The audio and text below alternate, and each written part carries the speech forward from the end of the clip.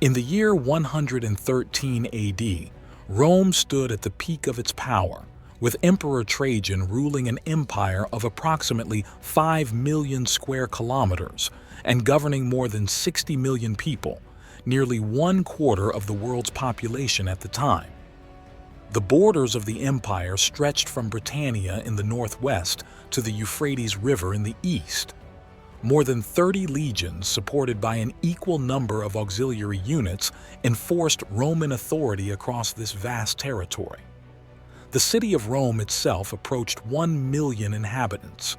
Wealth poured into the city from every corner of the known world, feeding monuments, armies, and the endless appetite of the capital.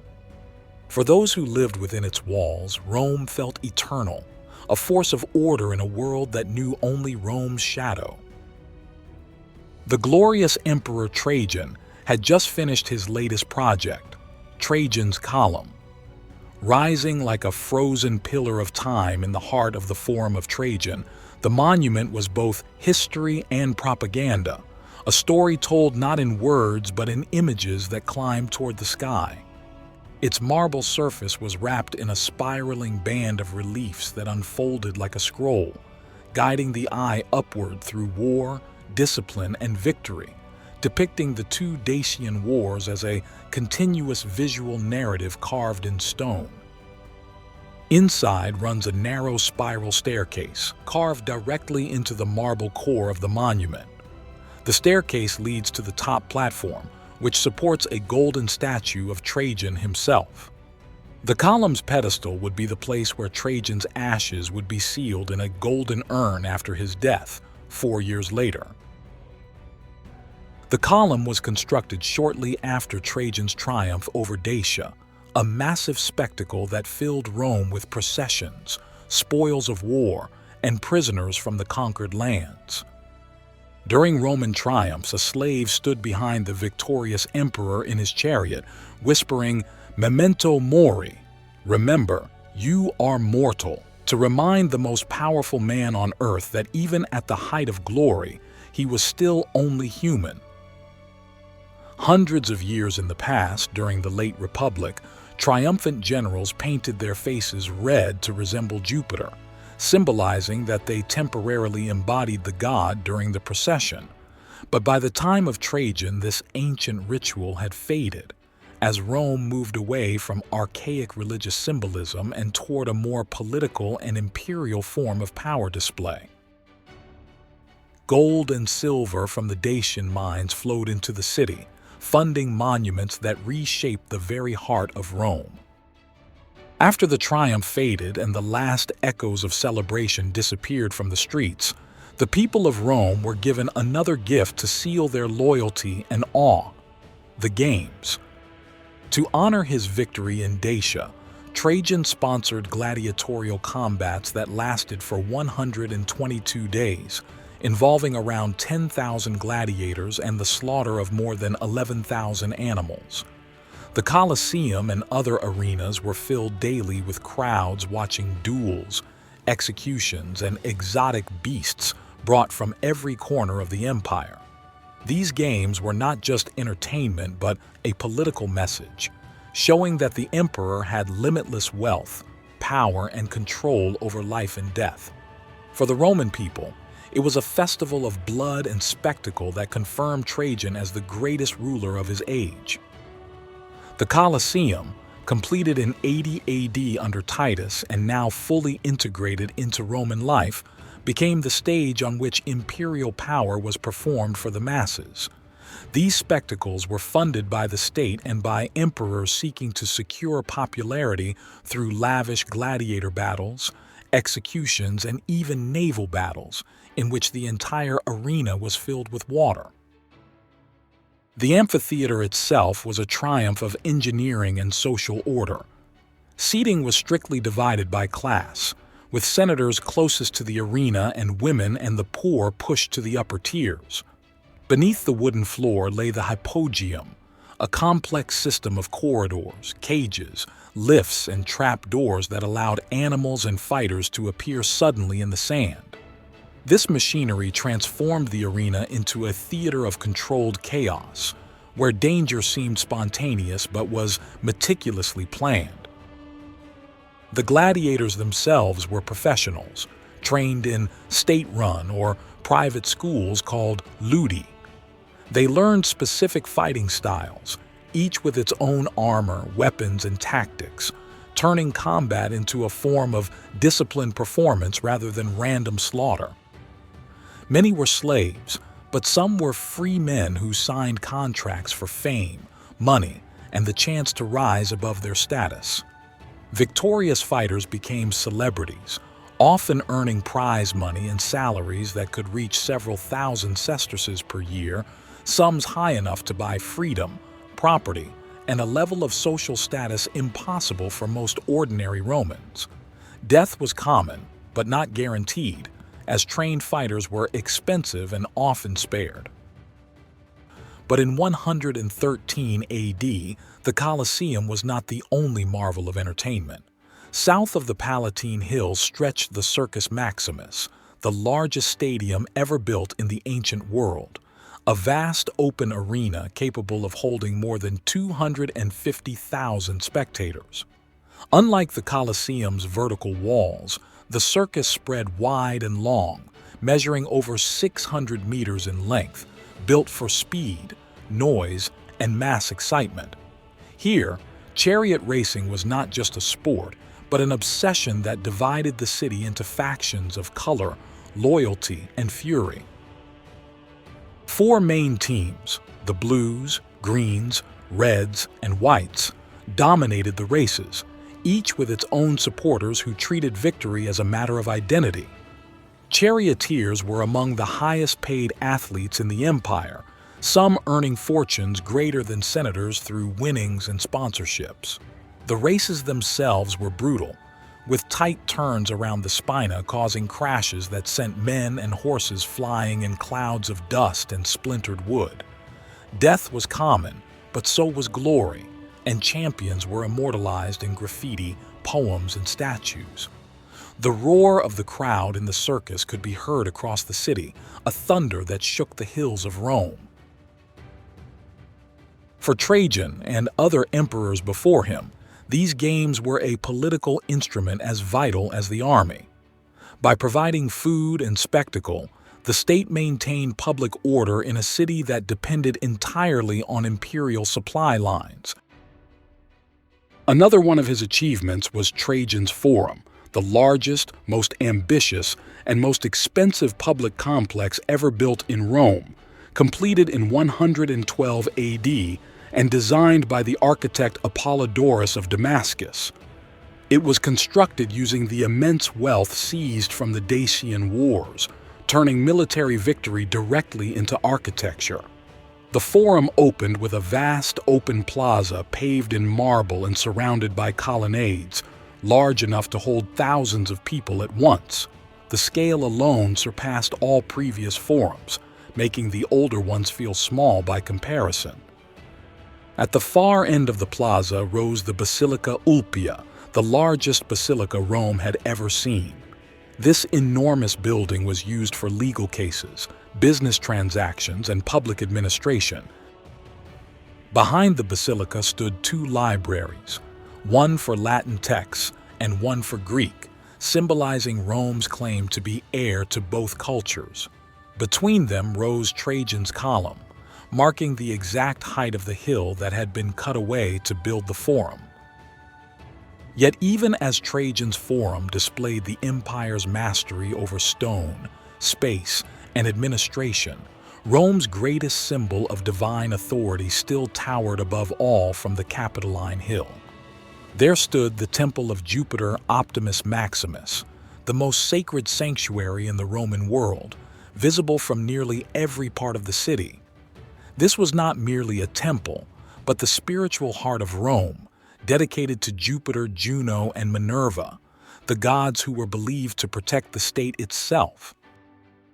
Every triumph ended here, with victorious generals climbing the hill to offer sacrifices in thanks for divine favor. To rule Rome without Jupiter's blessing was unthinkable. From the sacred heights of the Capitoline, The life of Rome flowed back down into the daily rhythm of its people, and nowhere was this more visible than in the great public baths built for all citizens. The baths of Trajan, completed in 109 AD, rose on the Oppian Hill atop the ruins of Nero's Golden House, transforming a symbol of imperial excess into a monument of public benefit. The complex covered an enormous area filled with gardens, libraries, lecture halls, and exercise courts surrounding the bathing chambers.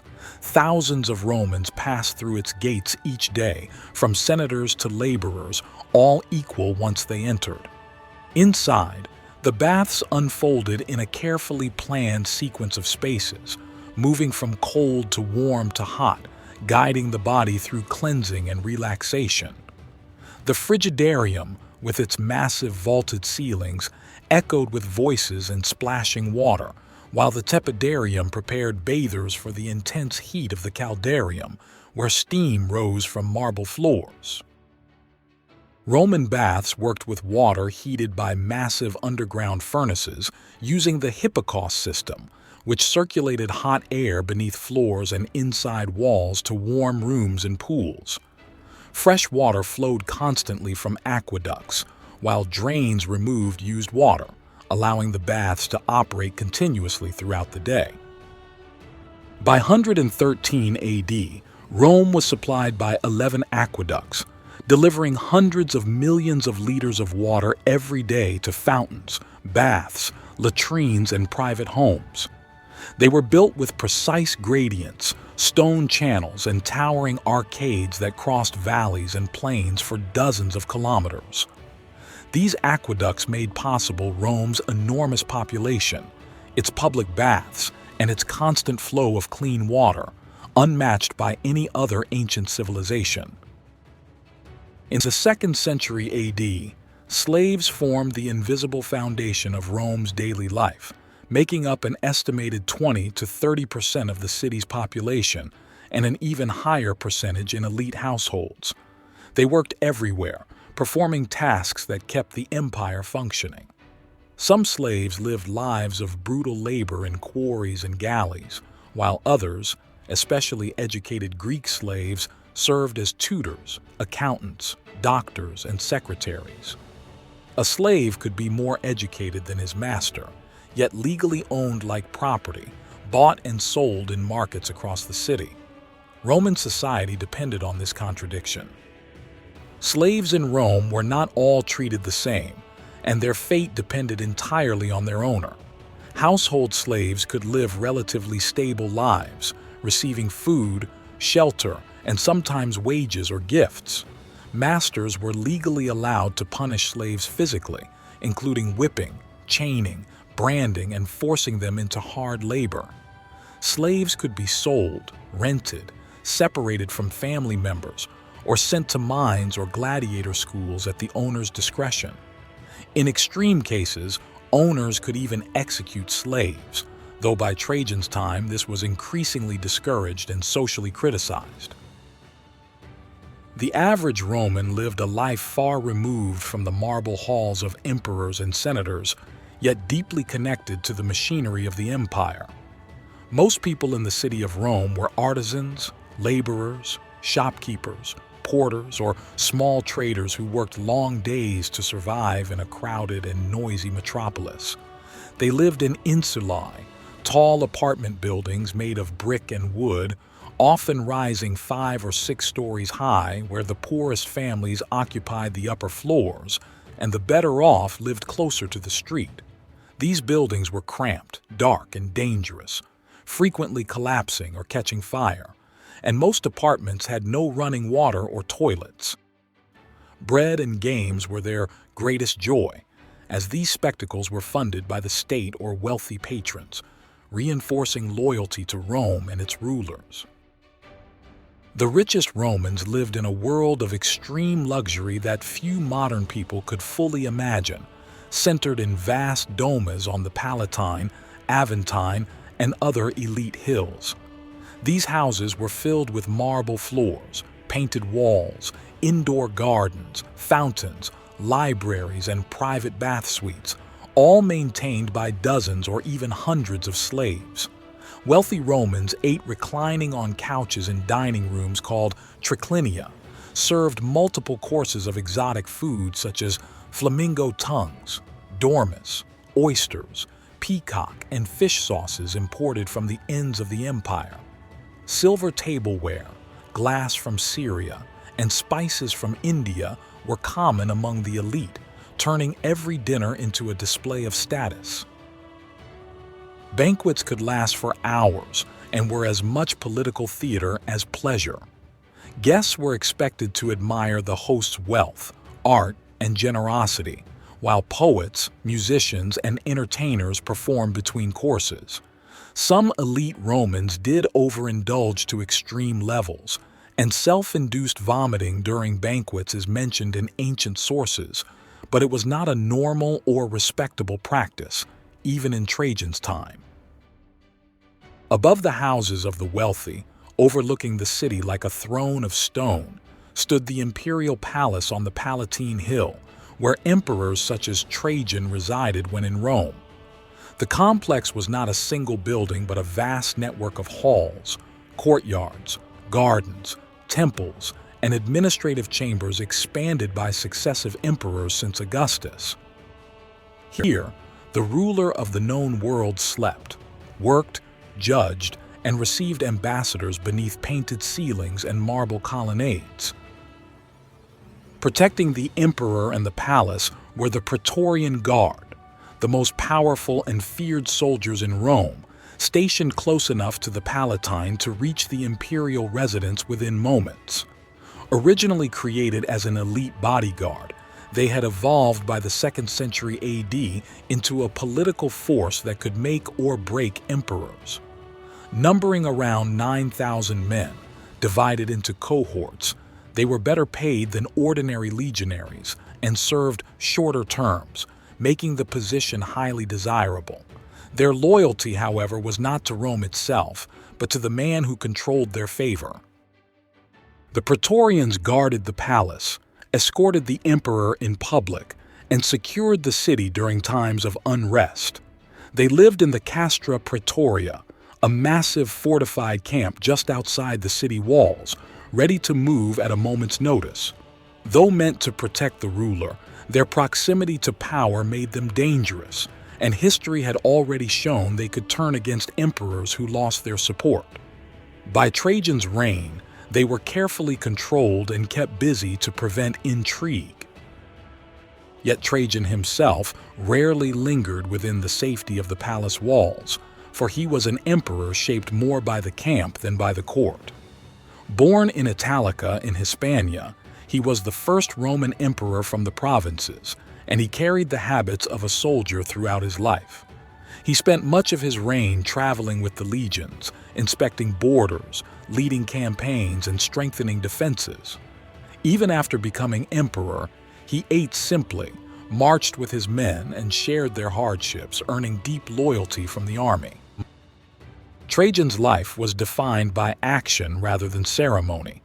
He led 2 massive campaigns against Dacia, personally overseeing sieges, road building, and river crossings. After victory, he did not retreat into luxury, but turned his attention to administration, justice, and public works. He toured provinces from the Rhine to the east, listening to local grievances and rewarding loyalty with building projects. In Rome, his time was limited but purposeful. He presided over the Senate with respect, expanded public welfare, and used the wealth of conquest to rebuild the city for the people. In 113 AD, Rome saw Trajan for the last time. After years of building, reforming, and reshaping the city, the emperor departed to the east, drawn once more to the frontiers that had defined his life. He crossed the Euphrates with the full weight of his legions, shattered the Parthian defenses, and pushed farther east than any Roman emperor before him, capturing Ctesiphon and reaching the Persian Gulf. For a brief moment, the Roman Empire stood at its greatest territorial extent, its banners flying over lands never meant to be held. But the victories came at a cost, and rebellion, exhaustion, and illness followed the army on its long return. In 117 AD, far from Rome, Trajan died in Cilicia, leaving the empire at the peak of its glory.